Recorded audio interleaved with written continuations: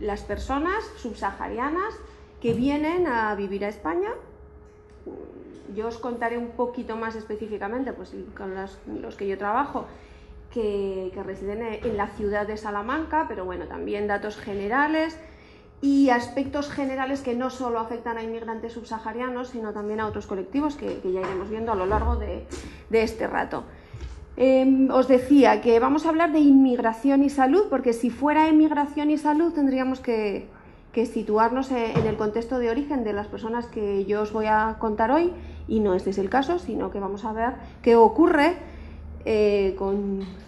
con su acceso al sistema sanitario, con los problemas o no problemas que pueden tener relacionados evidentemente con el tema de la salud, y yo os plantearé una serie de interrogantes que no tienen respuesta, ¿vale? Y por los que además empezaremos a trabajar esta tarde, una serie de interrogantes que os decía o os anticipaba no tienen respuesta, pero que creo que la manera mejor de intentar abordar esos interrogantes es con ese título que veis en la primera diapositiva, que es Diversidad cultural y atención sanitaria, necesidad de un enfoque intercultural, ¿vale?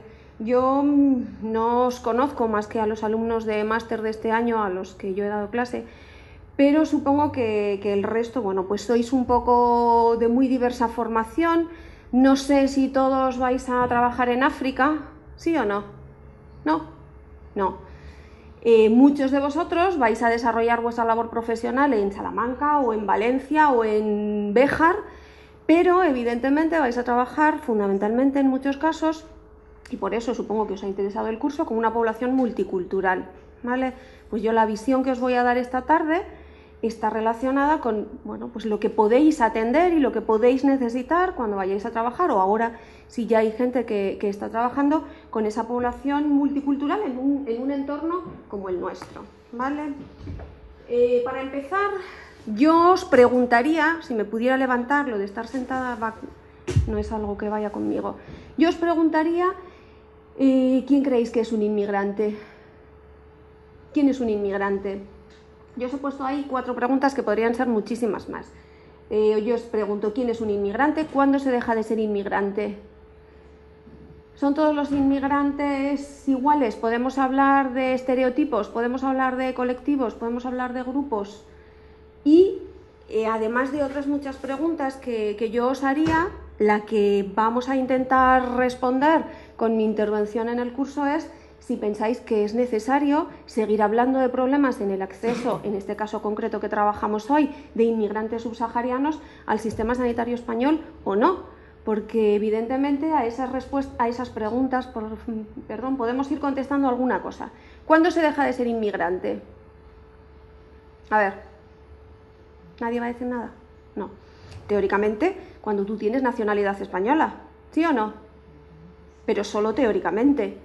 La mayor parte no, pero muchos de los inmigrantes que nosotros podemos conocer tienen nacionalidad española y no por eso dejan de ser inmigrantes, ¿vale? Eso por un lado. Por otro lado, yo os planteaba esa última pregunta, ¿no? Si es necesario continuar hablando de que existen problemas. La inmigración no es algo que ha surgido ayer, ellos llevan conviviendo y viviendo con nosotros muchísimos años. Evidentemente tendríamos que estar en un periodo de adaptación, de equilibrio ya, ¿vale? De ajuste social, en el que esos problemas no tendrían por qué existir. ¿De acuerdo hasta ahora?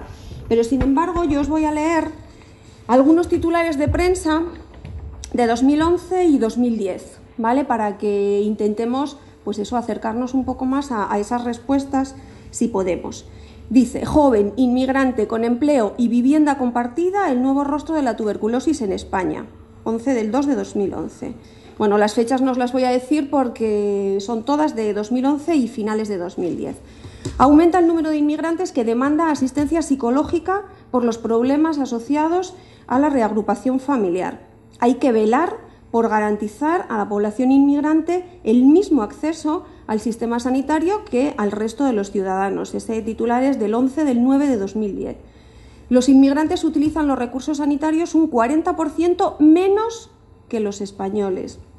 Los inmigrantes consumen menos medicamentos que los españoles, según un estudio que cita de una asociación.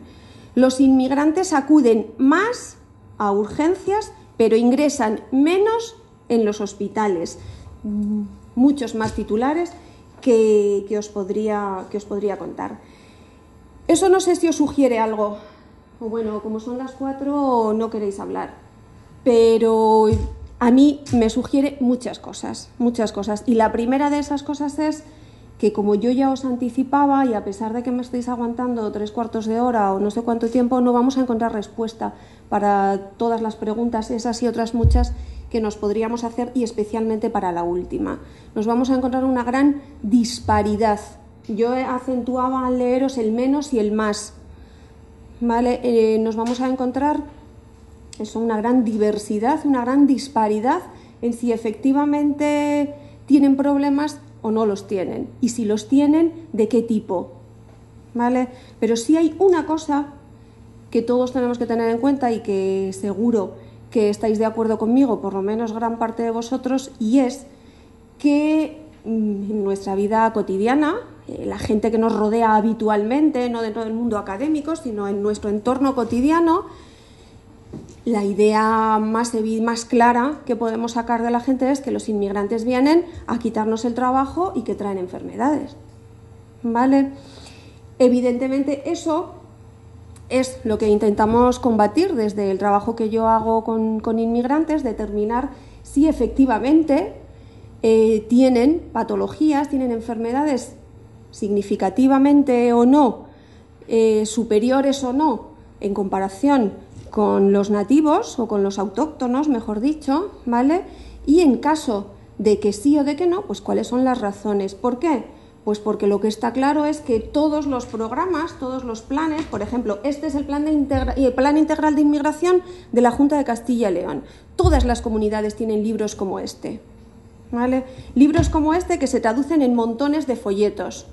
Eso quiere decir que se dedica muchísimo dinero, muchísimos recursos a seguir intentando dar respuesta a esa pregunta, y que si se sigue haciendo, pues evidentemente es porque hay algo que evidentemente necesita una solución.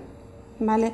¿Qué podéis hacer? No sé cuál es vuestra formación, pero si es de psicología, de sociología, de trabajo social, pues está claro que lo que yo os planteo aquí es que para intentar acercarnos a dar una respuesta a esas cuestiones, tenemos que trabajar desde un enfoque intercultural.